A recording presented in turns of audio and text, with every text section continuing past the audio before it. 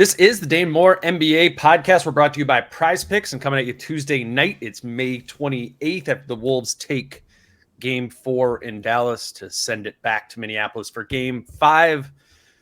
Kind of a bizarre first half, yet again, like this whole series, it's weirdly close, 49-49 at halftime. And I got Kyle Theige here. Kyle, it seemed like things clicked in the second half. And I was like, the first time all series, I was like, there they are. Like that they are playing like themselves. Sorry, so subtle but effective opening that up. What shifted for you in this one? What I mean, maybe particularly in the second half. Did you feel that way? Did you sense them kind of, I don't know, I guess finding that identity, finding the way they needed to play? That's what stood out to me.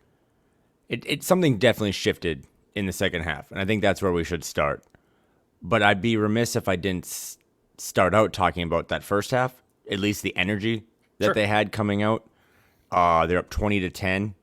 But that energy that they brought, and we'll get into this, and I'll wax and wane and be poetic about it, but I just really love watching this team because there are just a lot of other teams, man, down 3-0 on the road that it is just 1-2-3 Cancun. And the Minnesota Timberwolves now have not lost 4 consecutive basketball games since December 28th, 2022. That's crazy, man. That's 18 months ago. And they came out with their hair on fire in that first half. And then it got a little tricky. Let's talk about it. Let's talk about the foul trouble. I really want to talk about the last 3 minutes of the first half. But then something, again, for all those third quarter Wolves woes that we kind of grew up with, or you and I on the beat have watched, they just came out in the third quarter. I think they outscored them 29-24, but they just looked crisp. They looked focused. They executed, and a lot of it, and I'm sure we'll get into it, Kyle Anderson, man. I think a lot of people have gone from Kyle Anderson, can't wait for him to get out of here, to what's the third apron, right? Like, how can they afford him? So there was a couple plays that he was just literally telling every single guy where to go, like he was a quarterback. But yeah, that second half overall, their intensity shifted. Ant started to play with a little more joy, and then Karl-Anthony Towns just really erased a lot of demons, at least for one night. But yeah, I think a lot of it goes back to Kyle and just his presence out there on both ends, but especially on offense. Here's Cat and Ant on Kyle. Jace asked about that specifically. One of the shots Carl came on a play where Kyle directed to the corner. Kyle set a screen. Kyle told Ant to pass it. What is it like sometimes having our plays, man? We got some good plays. But like, what is it like kind of having a coordinator on the court sometimes, like Kyle can seemingly be? Kyle's special. Yeah, he's special. Everything that we need, man. He's like the X factor. It's like him and Jaden. Him and Jaden is like X factors. You know what I mean? So he's out there. I was dribbling the ball. I damn sure was about to shoot it, and I seen him like pointing at big fella, and I'm like, okay, cool. Yep. I seen big fella. He cashed out. Kyle made that play happen. For sure. He definitely orchestrated that whole play. He made a lot of plays happen, especially his defense too, man. Yeah. So shout out to Kyle. He's been a guy who's had a little bit up and down season. Like, is it cool to see him kind of have his moment in the series? Great to see, because I know how good he is. I used to play against him in my early in my career when he was with Memphis, and he was killing. So it's great to see him getting back to that. Kyle Theige has also been killing it. Huh? It was so everybody who watched this game, I think, knows the play that they're referencing. I think where Cat hits the one in the corner, but it was the possession before that. Yep. Kyle just kind of, he's pointing, directing, maestro over the offense. He's like, okay, let's get into that horns exit thing, and gets Cat to come up to the right elbow, then enters it, and then screens down for Cat, comes up to the top, hits that three. Like the second three, I don't think happens unless just a general, like Cat kind of getting a corner three, like happens when he's like in a rhythm or is more willing to go there. And I just think Kyle Anderson hit all of those buttons to be able to unlock, what was a third quarter, a fourth quarter, a second half that like looked like you want it to look like. I was just looking at this, like the second half box score, like this is just kind of like perfect. Cat has 20, Ant has 12. Rudy's involved a little bit. He has 8 points. Jaden in the mix hits a couple threes. Nas gives you a little something. And then Kyle Anderson, yeah, he's 0 points. But all those other lines in this box score I have pulled up here, the assists, the 3 steals, and then all the stuff that clearly doesn't show up in the box score. You look at those 8 guys who played in the second half. It doesn't look like the most enticing box score of the bunch, but it's like quintessentially Kyle, because that's what his game is. If you're listening, pointing at me like you're ready. No, because I say keep that box score up. If you're, by the way, because we never do this enough. If you're listening, please subscribe on YouTube. But if you are on YouTube right now, the number that stands out in the box score that Dane is showing, second line, Carl, 4 threes. That's big. 5 threes attempted. That's even bigger. You know what he had in the first half? 0. 0 threes attempted in the first half. He was going down in a burning ship in those first 24 minutes. Yep. And to respond, I like how you worded this on the timeline, but do you know how hard that is? Sounds like we're making excuses. Do you know how hard that is? Especially with all the shit that's been going on and everything online and just what you hear constantly about yourself, to not only come out in the first half and almost lose it for the team and then come out. I mean, dude, they do not win this game without Karl-Anthony Towns. That play you referenced, they're down 90-89. Carl hits that 3, 5:41, assisted by Ant, but all about Kyle. Next possession, it's the one that I loved. It's Kyle's in the corner, Carl's in the slot, Ant has the ball. Kyle's yelling at Carl, "No, you get in the corner," and then he sets a back screen. The arms too. It's like the guy, the inflatable tube man at the dealership. He's just telling everyone where to go. Ant gets in the middle, and Kyle is screaming at Ant, "Get the ball over to the big fella." Finds him in the corner for 3, and those are 2 threes, Dane. 6-point swing, right, to make it 95-90. But the possession before that Carl 3 is when Carl finally got to the basket, drew 3, and then fed it to Rudy for a dunk. 70 seconds where Carl had his fingerprints all over an 8-point little run for them, and that was massive. And to me, that kind of turned the game around, because that's when the Wolves then were able to lock in on defense. I thought Rudy played amazing defense down the stretch. But Kyle Anderson, man, it's never going to be the box score. But when he is out there, it's another Mike Conley. They just have an adult out there to tell these guys where to go. Obviously, their hoops IQ has not shown very well in this series. That's why they're losing these close games. But they do not win that without Carl, and they definitely don't win that without Kyle. Yeah, man. Shout out Cat.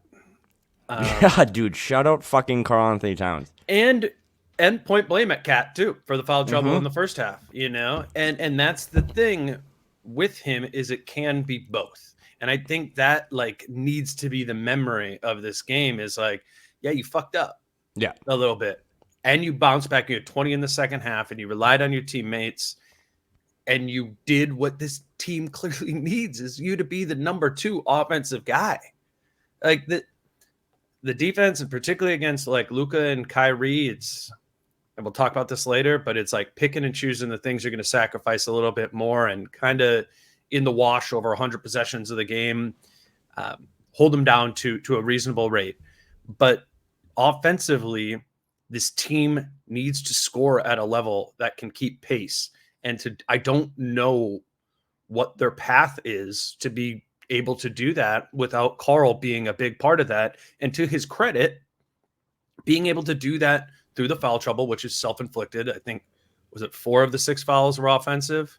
And, and some of them, you can debate or whatever, but at the end of the day, it's 6 fouls, or, it was 3 fouls in the second quarter, or a 4th and a 5th in the third quarter, and all that. But yeah, that is what I was thinking about, was he got subbed out, I think in every quarter, for foul trouble, and came back in and was impactful, back in a rhythm, or a teammate like Kyle got him in a rhythm.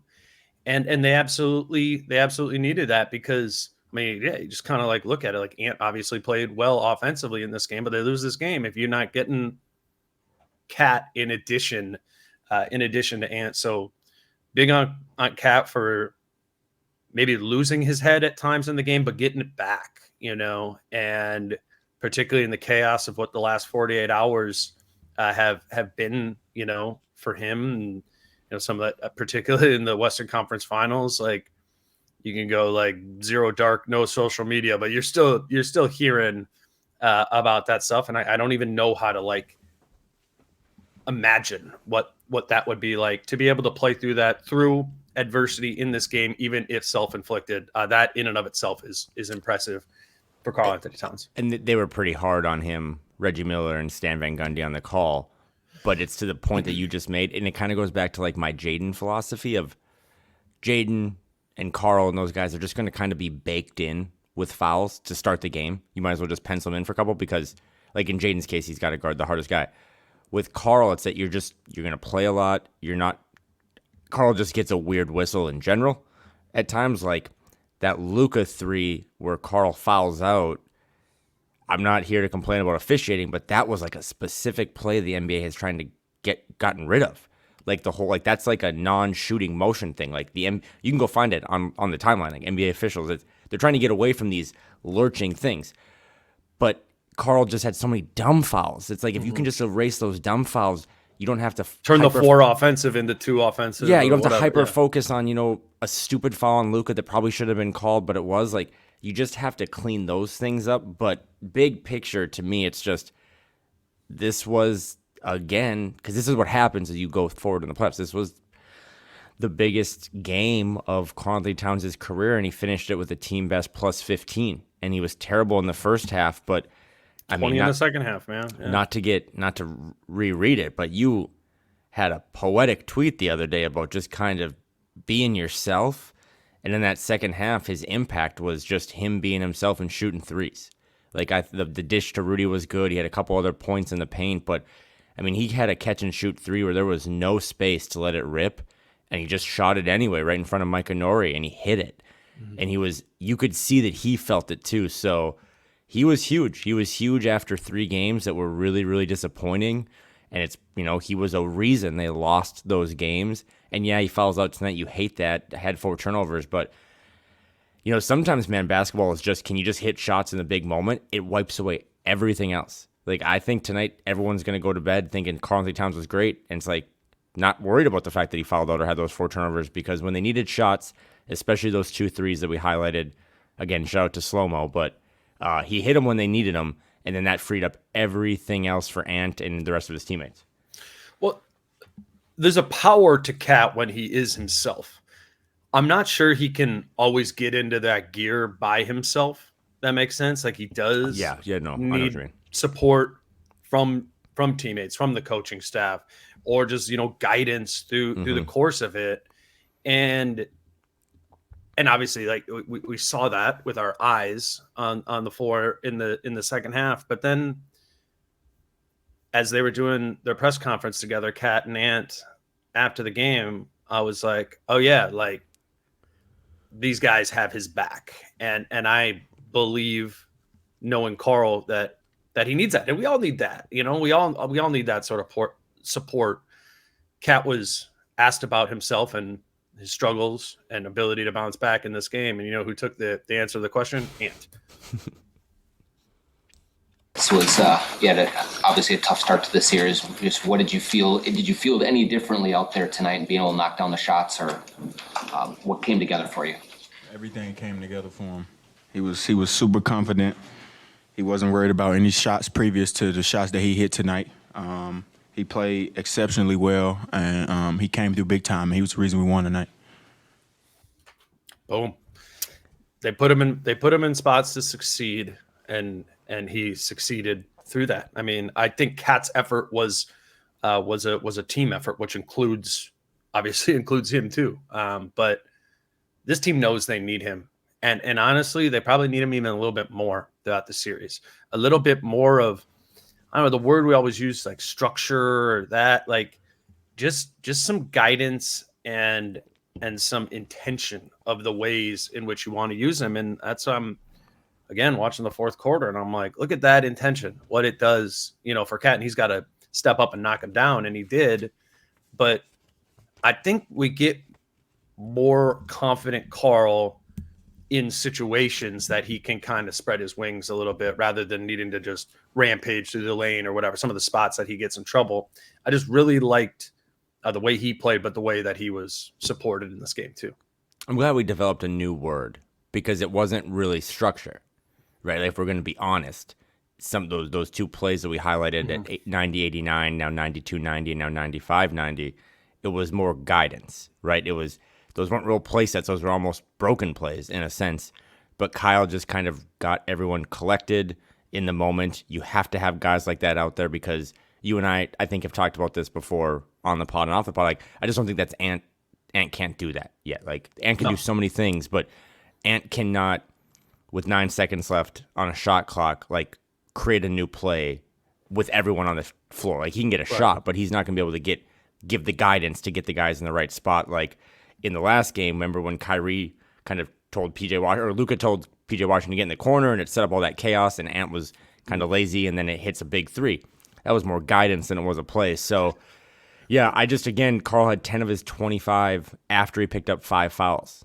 That, again, is just, that's big time, man. That's kind of playing fearless and being who you are and playing within yourself. So, don't know what else to say, but after 3 of probably the worst stretch of basketball he's probably ever played at the highest level, they don't win tonight without him, and Ant was spot on. And that's just cool, too, man. This morning at shoot-around, right, like Ant was saying to everyone that wanted to hear, Karl's going to make 8 threes tonight. Well, he didn't get to 8, but he had a team-high 4, and all 4 of those threes, I think, came, in the fourth quarter. At least 3 of them did. So shout out to Karl-Anthony Towns. Let's grab our first break here, Kyle. Today's show is brought to you by Adriana Lonick at Coldwell Banker Realty. We've been telling you about Adriana and the steps that she can help you take in purchasing a home, a first home, a second home, whatever it might be for you. I have up here on the screen, if you go to her website, which is thedancingrealtor.com, what it does is it automatically redirects to a drawing for free Timberwolves tickets. If you just book a free strategy session with Adriana, you will be entered into winning free Wolves tickets if you schedule that strategy session at any time during the playoffs here. So get on it quick, or who knows, maybe we have a little bit longer. But I just think with Adriana, talking to her and getting to know how she's helped customers, it's just one of those things, right? We've talked about this, Kyle, where that home buying process, as you know, you've been in the in the middle of it, you need that support, you need that type of guidance to just kind of know where to start. So again, the place to start, if you're in Minnesota or Wisconsin, is thedancingrealtor.com. That's in the show notes before. You can call or text Adriana at 715-304-9920 to book a consultation. Again, her name is Adriana Lonick. She works with Coldwell Banker Realty. If you're considering the next steps in home ownership, go to thedancingrealtor.com. Today's show is also brought to you by Prize Picks, prizepicks.com, and the Prize Picks app. I've been saying I like the Ant going for more than on his rebounds in this series. I think it's still kind of set off of what Ant's numbers were during the regular season, particularly when he's off ball, when he's not, guarding Luka or Kyrie at the point of attack. He is attacking the glass. I think that one hit for us again.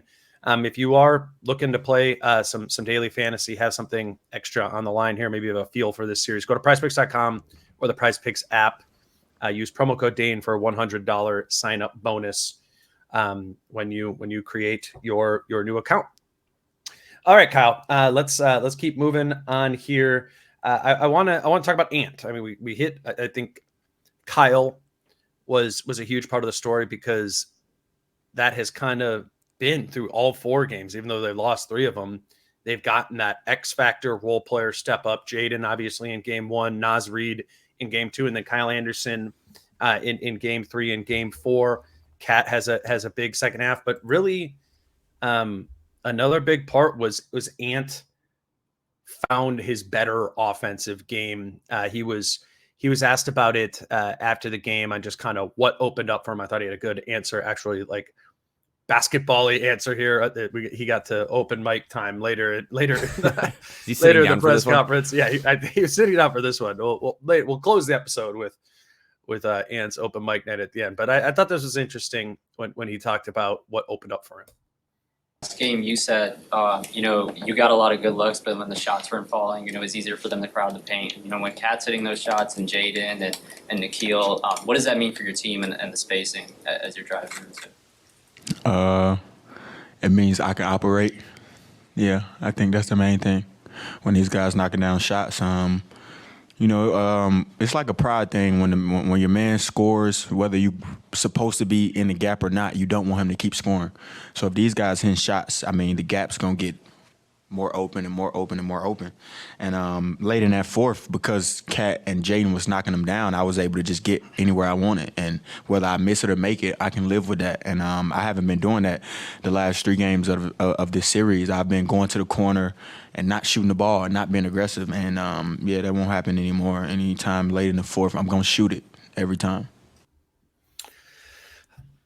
We've talked a lot throughout the playoffs, Kyle, right, about like this idea of loosening up the defense, particularly loosening up the gap help. What Ant is talking about there, we saw it a ton in the Phoenix series. Just that guy who's defending the player one pass away has just been in there tight.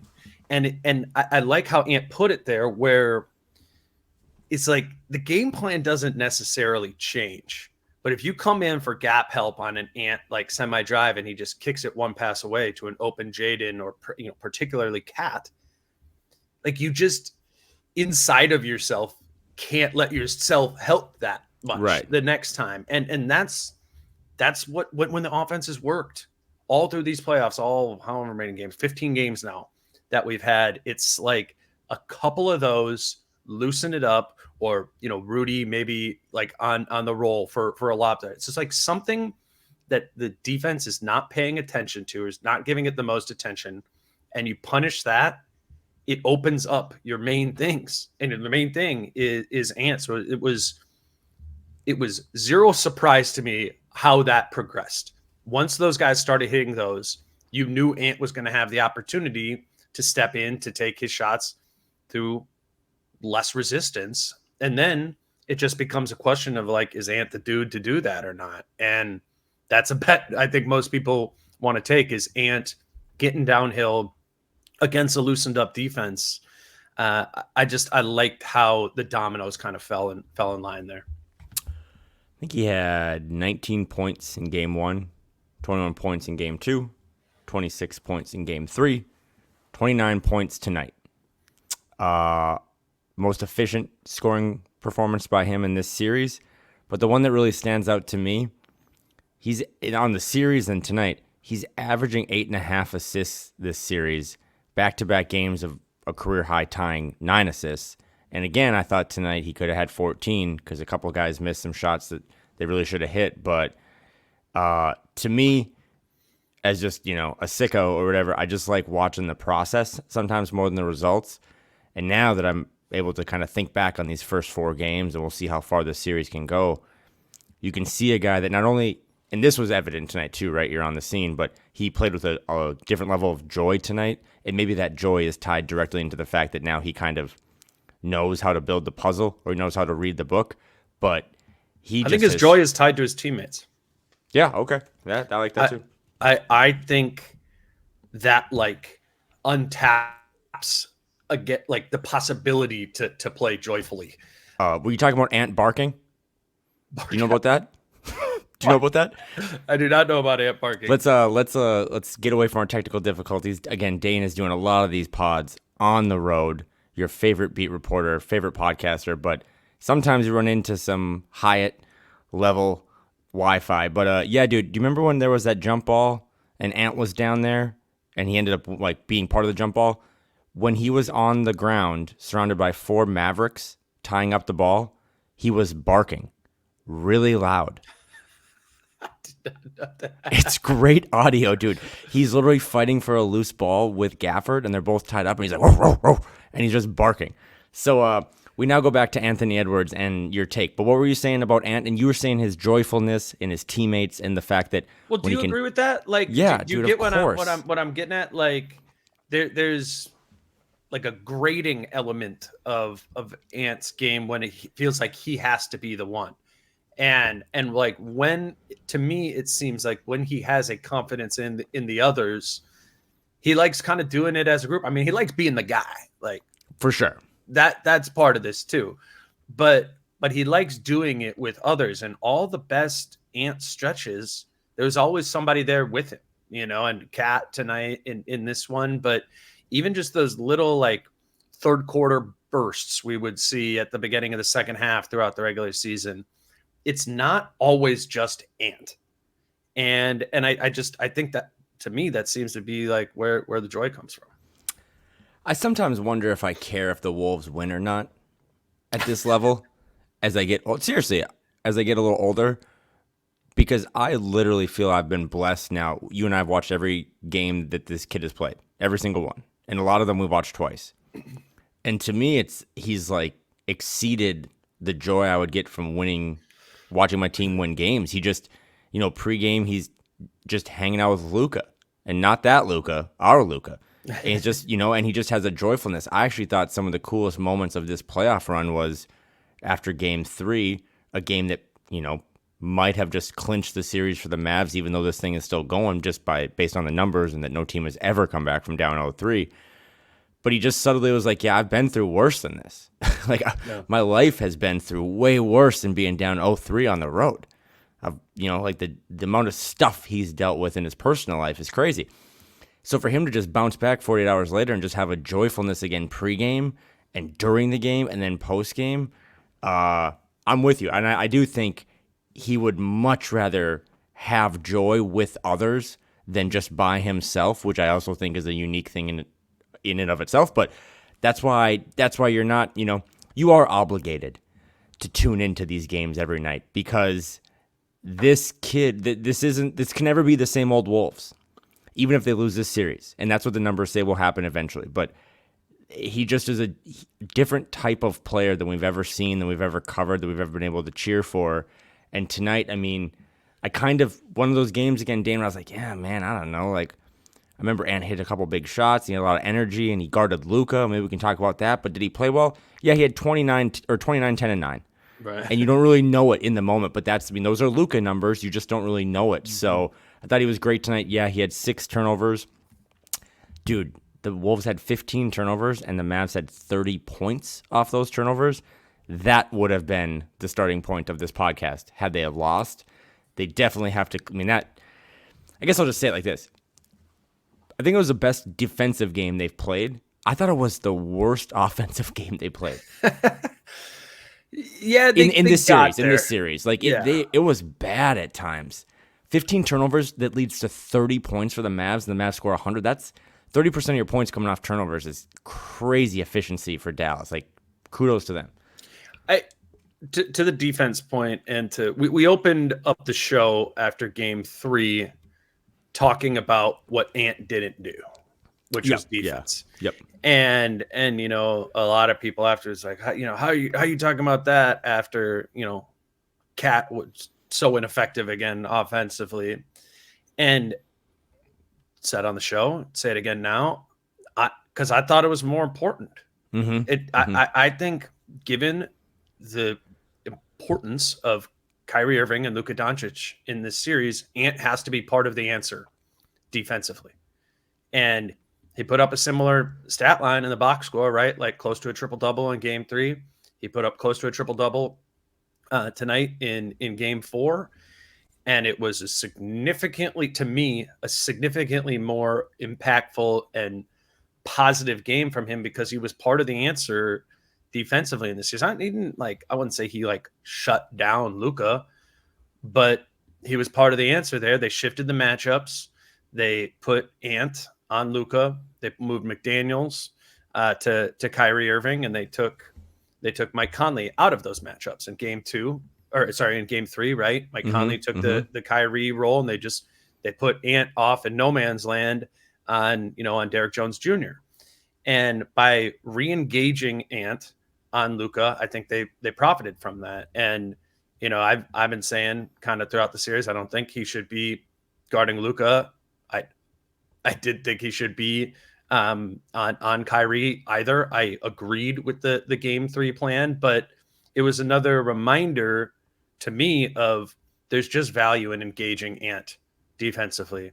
And if you can do that in a way that, he doesn't get into foul trouble, or he just, is getting crushed on screens or whatever, if he can be part of the answer defensively, I think that's so critical in this series. I asked Finch about it after the game. I don't have this clip, but Finch was just like, I was like, why'd you switch up the matchups? He's just like, we needed to shuffle up the deck. We're down, down 0-3. He goes, length on Luka wasn't really working. So we decided to move length, Jaden McDaniels onto Kyrie Irving. It was the least impactful Luka and Kyrie have been all series. It was a different defensive arrangement, and it was the first game of the series that Cat and Ant outscored those two. I mean, they wasn't even close in games 1 through 3 of the big two versus the big two, but they outscored Kyrie and Luka, in part because of the defense or in part because of what Cat was doing offensively, but part of it was I think they had some better answers. They made it a little bit more difficult defensively, and Ant being a part of that, I thought was huge. And maybe that's the answer moving forward, right? Is that maybe we were just wrong in the moment, and I'm totally willing to cop to that, but maybe all Ant has to do is just find another level of cardio and endurance, and just maybe he does have to guard the opponent's best player for a majority of the game, and also just be expected. Yeah, and it mixes up too, right? It's never 48 minutes of like right, guarding exactly. Luka, like Kyle guarded him a bunch. Like but it's a tone setter for sure, and he clearly set the tone in that first quarter. Again, Luka, like we talked about, did he shut down Luka? He finished with 28, 15, and 10. Yes, but he did shoot 7 of 21 from the field. And that goes back to the Jokic thing. That goes back to the KD thing in Series 1. These guys are just too good to stop him. But can you slow him down? And they clearly tonight, 41 minutes for Luka, slowed him down. He only shot 4 from 11 from 3. So maybe that's the answer for Ant, is just, you know what, actually, we just have to play him until the wheels fall off. And he does get tired, but tonight he did not show any sort of tiredness, any sort of weakness. And his ability to... It's different, right? Guarding Kyrie. I feel like that's playing cornerback and just having to chase guys up and down 40, 50 yards of possession on the outside. But this is more like the offensive line. I mean, Luka's not a fast player at all. So for Ant, is it expending energy? Sure. But it's not chasing around screens and like all that type of sprinting and cardio. This is just more of a physical battle, the Dort thing we've been talking about. And I thought he did an exceptional job tonight. And to your point, it did keep him more engaged on both ends, but it just, there's nowhere to hide him because he was right there on the ball. And I think that led to a lot of good defensive possessions for the Wolves in a game that you're saying, and I agree, was the best defensive performance they've had against Dallas in this series. Yeah, the Luka box score is kind of like a perfect representation. What did you say? It's 29, 15, and 10? 29, 15, and 10, or 28, 15, and 10. Yeah, 3 turnovers. But the 7 of 21 from the That's field. a big one. Yeah. And it was, I got my cleaning the glass box score up there that has like the moving offensive rating and defensive rating through the game. And I remember like looking at it in the third quarter, just kind of like throughout the game, and they barely had an offensive rating over 100. It's like a point per possession. We know like good offense in the NBA today is like 1.18 per possession. And I was sitting there, I'm looking at it, I'm like, really? Because I feel like every single time they throw a lob, it's a dunk. And every single time they find a guy in the corner, he's open and he hits it. But that was it. That was the only areas of really effective, efficient offense for them were those pain points in games 1 through 3. It was like, oh my God, another lob here, another corner 3 there. And, game 3, they had a bunch of those. And that was okay. That was okay to be able to allow a little bit of that. Now, maybe they shot a ton of corner 3s. A lot of them were wide open. You want not to say you don't want to adjust there some, but it worked in that the guys on ball creating their own shots did not shoot efficiently, and they had turnovers. So there are sacrifices to be made and have to be probably against this team. It just shifted what those sacrifices were. They stayed so home. Remember at the beginning of the series, they only shot 4 corner 3s in game 1. They shot 5 corner 3s in game 2. And I don't know if it got higher than this, but I know it got as high as 16 corner 3s for Dallas tonight in this game, and it was just interesting to me to be like, man, those things were driving me crazy in the earlier games in the series. But it's okay to give some of those up if it doesn't come also with, you know, Luka having a barrage of his own individual offense, or Kyrie doing that himself there too. I just thought it was interesting how I do think it was the best defensive game of the series. Some areas were a struggle, but they were the only areas. Remember how we gave Nikola Jokic his flowers and said, you can't stop him, you can only slow him down, and you're going to have to just ask him to do something and just hope that he's not good at that, and that's how you're going to win. And that came out to be shooting threes. With Luka, and I don't know if this is going to work, but he took 12 free throws tonight, made 10 of them. It's the most free throws he's taken, I think, since mid-February in any game. The most free throws he's taken in any playoff game. I just wonder if, like, that's the key to Dallas's success, right? You don't want to give Luka Doncic, who's a good free throw shooter, 12 attempts, 15 attempts a game. But it just also eliminates all the extra stuff, right? Like, I'd rather have Luka shoot free throws than Gafford and Lively and these guys catch lobs. I'd rather Luka shoot some free throws, which also gives Ant a little rest, or gives these guys a little rest, than like have all the. I mean, the corner three thing. Maybe you can look this up, but I had a note in my phone at some point early in the fourth quarter. The Mavs were 17 of 32 on corner threes, like in this series. In this series, in the series, but like doesn't take a mathematician or a finance person to realize that's over. Like that's free money almost for shooting over 50% from the corners. But again, you just got to give something to Luka, and maybe just 12 free throw attempts means he got fouled a lot, and the Wolves damn near everyone fouled out, but. Maybe that's just the key, right? Again, I'm giving flowers to a guy who is so good, and there's very few things you can turn off, but I would much rather make it a Luka Doncic kind of scoring fest and make him earn it and be physical with him than let him, kind of just spoon feed the Derrick Joneses of the world and then the PJ Washington. So, but it worked, man. The fouling or the spoon feeding? No, the strategy. He did spoon feed the corners and the lobs, but that's all he got. That I get, and I don't know if it goes a different way. Am I on here talking about they were letting him spoon feed all these all these things, but I just it ultimately was not efficient offense, right? I'm just like deducing the equation here. Wasn't overall efficient offense, though those two areas were.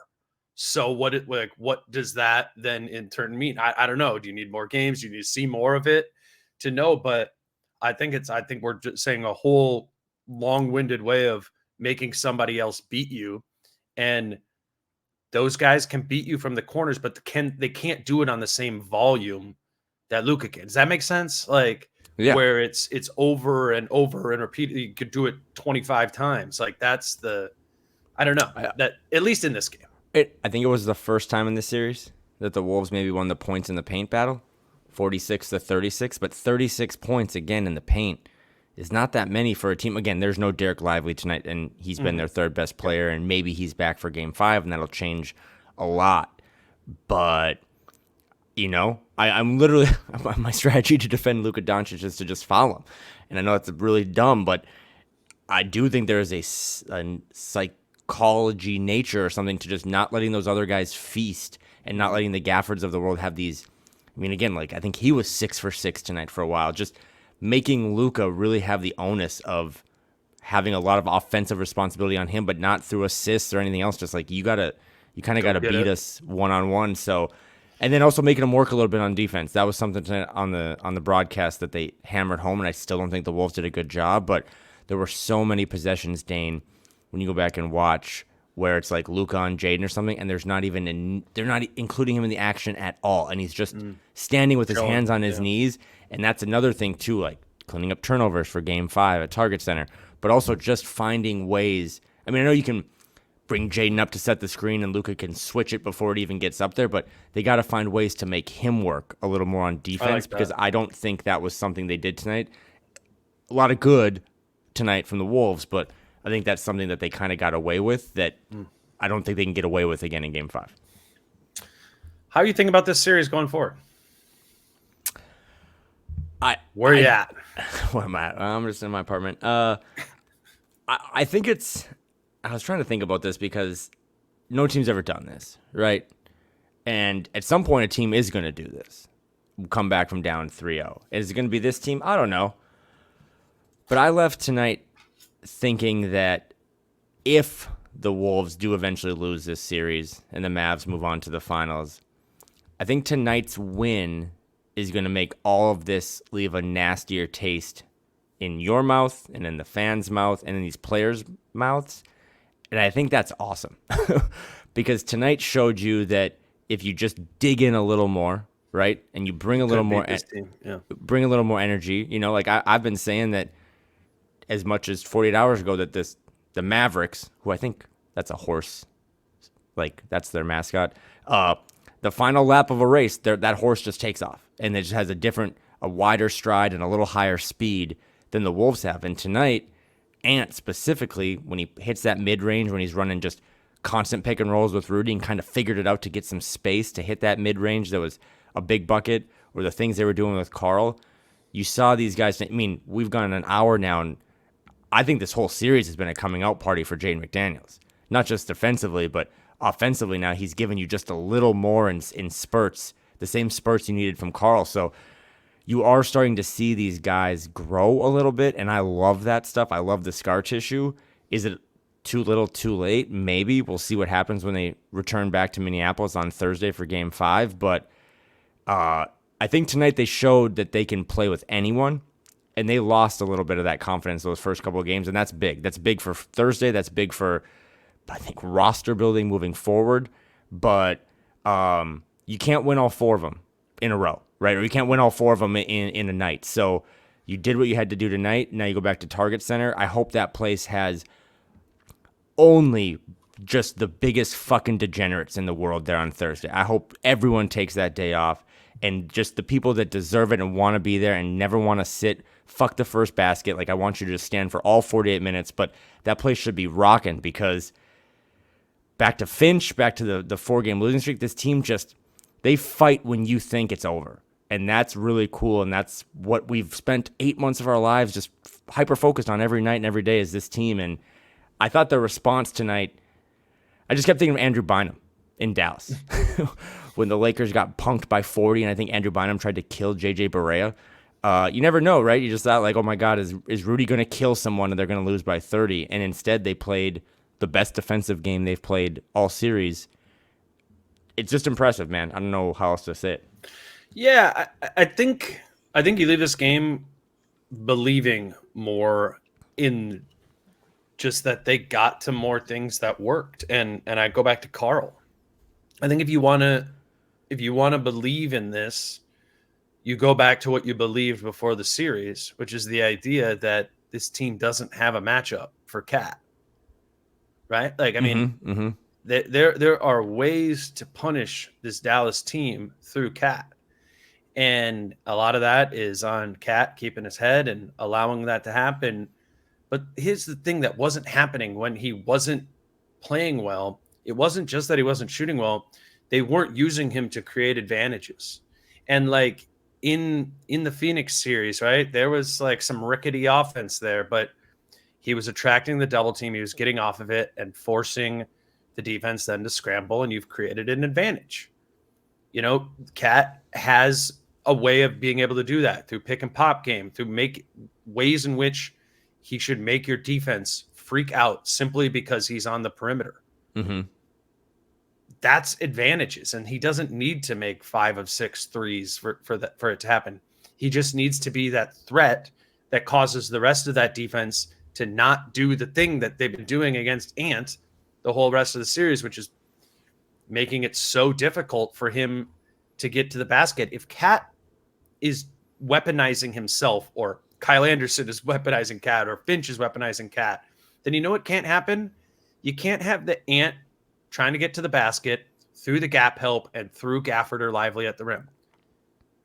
And if there's not all 3 of those guys there, I believe in Ant's ability to be a problem himself.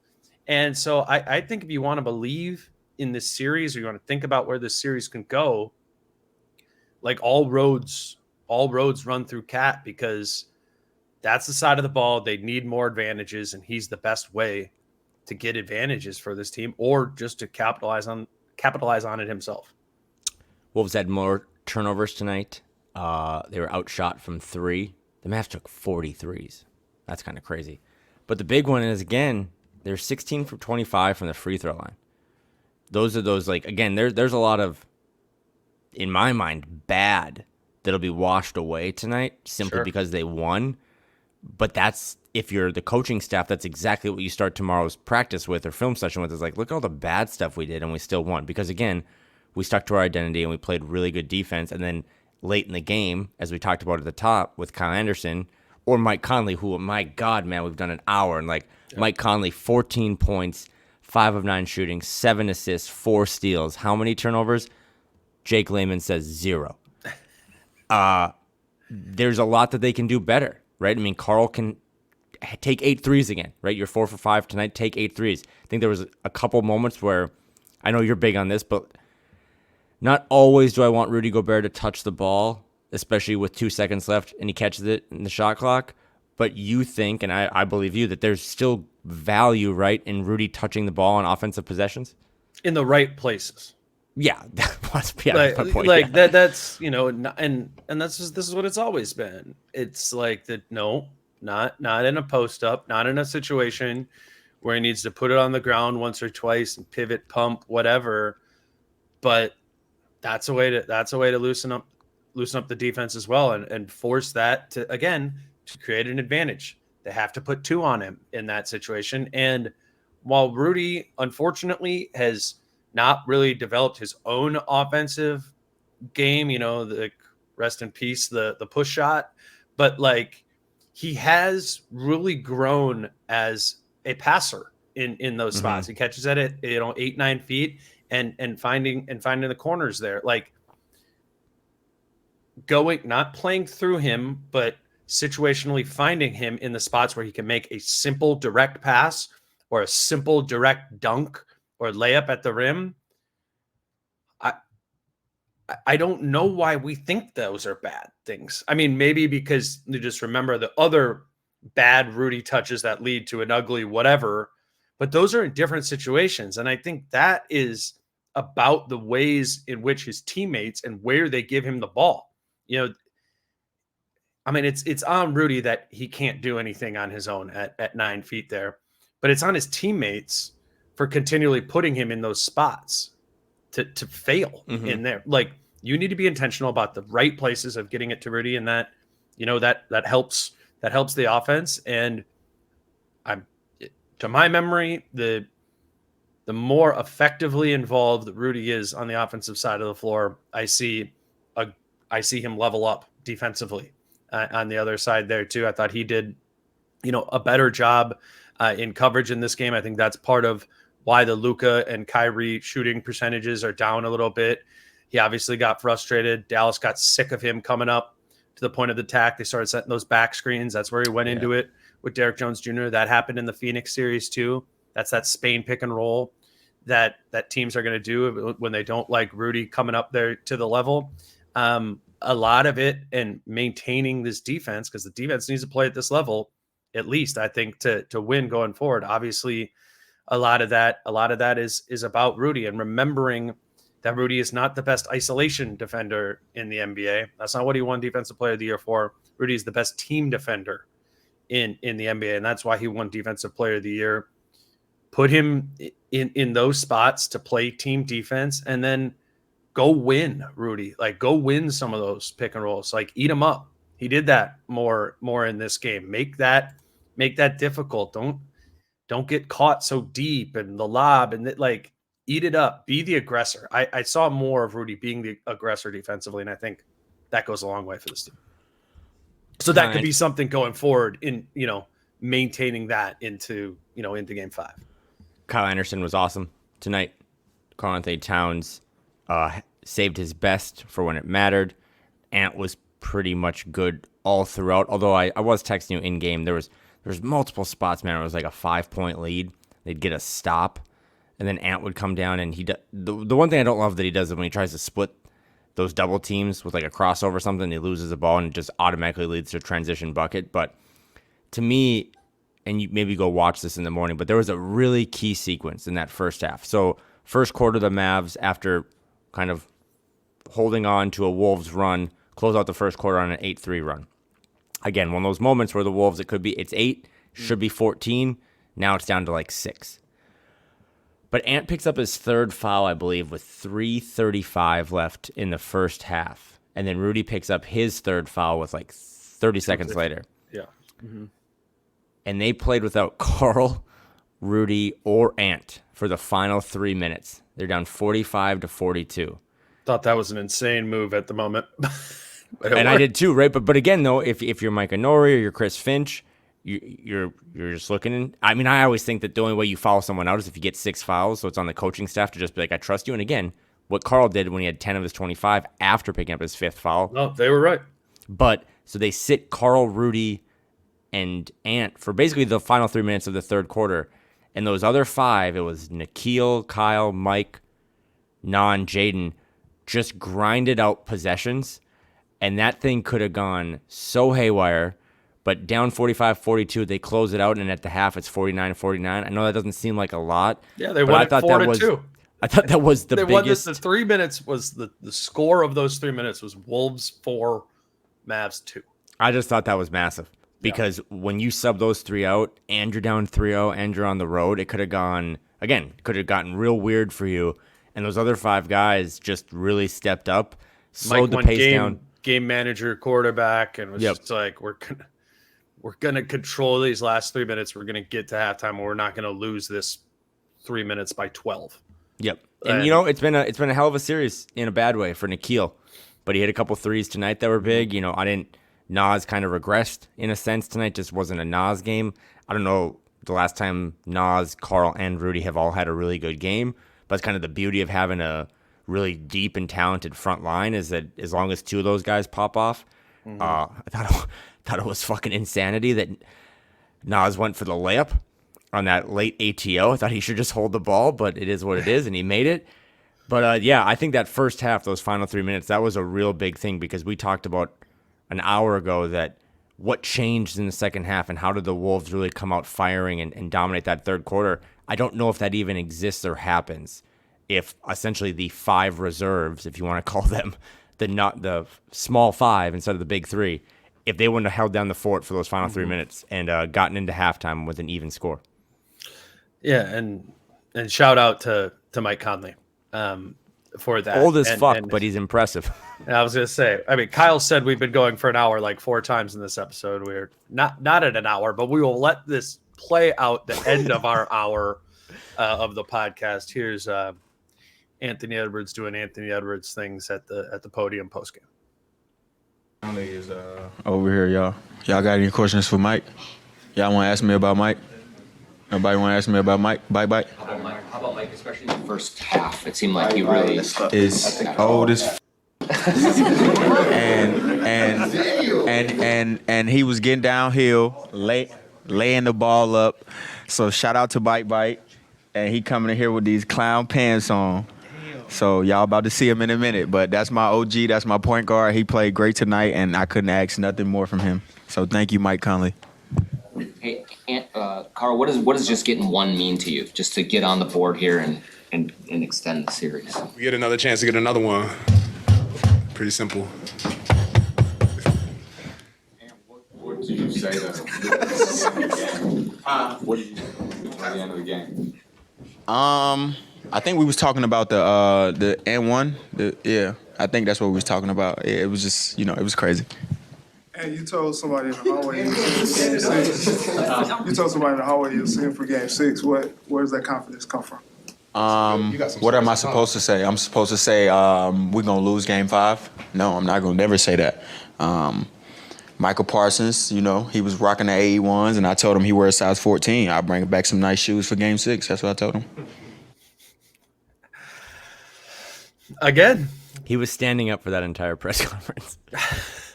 Not the entire thing, but at the end, it got to be Ant open mic.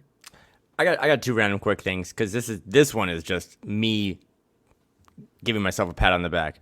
But after the game, Krasinski had this, but Mike Conley on Chris Finch getting onto the court and getting a tech. Mike goes, you forget the impact it can have when your coach is up getting technicals, yelling, and we see him hobble around to do it. It's impressive. It lit a fire in all of us. Do you know how many times I said during this season I just wish Finch would just get a technical during a spot, because I think that does motivate players. So, again, shout out to Mike for that. And then also, too, as we record this late into the night on May 28th, the Wolves are 1 win away from playing a basketball game in June for the first time in franchise history. I don't know what that means. They'll still be down 3-2, but I'm just saying, where am I at in this series? Where are you at in this series? I don't know, man. I've had trouble getting a feel for this team for like 3 weeks now. Like, ever since the middle of the Jokic Denver, had 40, 30, yes. 20, and 19 steals in Game 5, I was like, okay, it's been a run, but maybe this is it. And that was 7 games ago. But it's an interesting, like, just in self-reflection or whatever. It's like an interesting learning lesson to not just be thinking about like what happened in the previous game being the information that dictates, what is going to happen next. As so often is the case in the playoffs, there is something different about this team in that they're volatile. Mm-hmm. Like they just are. They have been all season. It's like part of their identity. It's actually like part of how and when they work. Like when the defense is feeding into the offense, it's volatile. It's crazy. It's messy, And I think in many ways that's like a microcosm of what this playoffs has been. When I'm watching these games or rewatching or whatever, I'm trying to like be locked in the like, okay, this thing changed. This is leading to that, is leading to that. And I love that stuff. But there's something about this team that like makes some of that stuff like incongruent. Like it's not, it isn't even what dictates, and there's the basketball stuff and there's the importance of doing it. But this team has been saying for a long time this season that their biggest competition is themselves. Mm-hmm. And that's true. Like that just is true. And if they lose this series, it will be because they beat themselves. Mm-hmm. And if they win this series, it will be because they stopped beating themselves, or if it extends further. So it's where I'm at is I'm just riding the wave, and seeing where this thing, takes us. In the moment tonight, much like I did in Game 7 against Denver when they're down 38-58. I start thinking about, okay, exit interviews tomorrow. Like, what are our season recap, stuff going to be? And this team consistently defies like the logical path forward. And there's something cool about this, because this isn't just spreadsheets. This isn't just X's and O's. There's a particularly in the playoffs, as I'm learning, covering my first extended run, is that the mental element, the focus, the ability to pick up your teammates or not, has massive swings, and it's just basketball, man. It's like it's team hoops, like they aren't stringent in the things they run or duplicating their offense over and over in the way it looks like when it's Luka. And it's when I think back on this season, I'm going to remember that about this team, is that there was an unpredictable nature to them, yet far more often than not, how it played out was in their favor. They haven't lost 4 games in a row all season. They haven't. They didn't lose more than 2 in a row at any time during the regular season.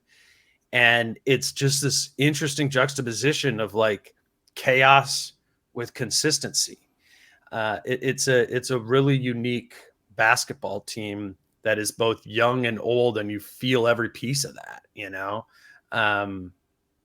I've covered this team now for almost 100 games this season, and I still come into to games, not really knowing what to expect out of them.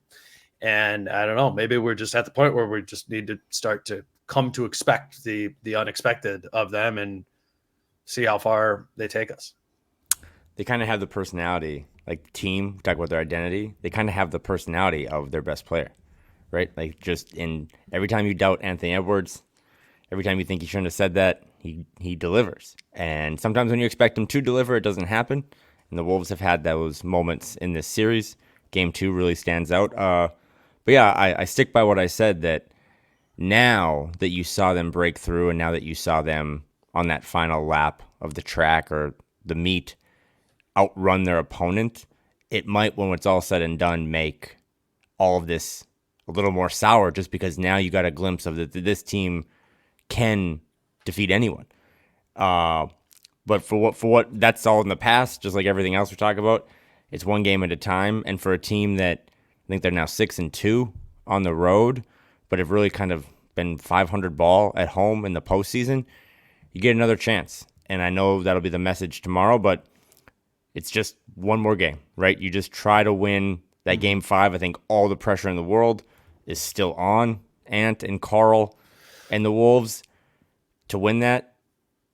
But if you do win that, I think the pressure ratchets so much up in the other way.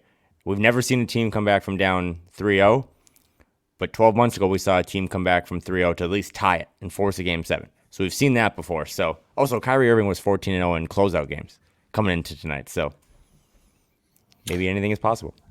And game 7 is at home, which actually I'm not even sure helps or hurts, but normally that because this team's weird. But yeah, I'm just glad you're not dead. Shout out to everyone in dead. Dallas, because I saw hail that was the size of basketballs down there. So yeah.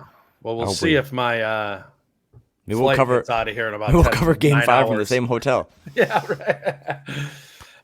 Now we are over an hour for this podcast, so we'll wrap it up. Kyle, appreciate you doing this, and keep running this thing back until there's no more games to be played.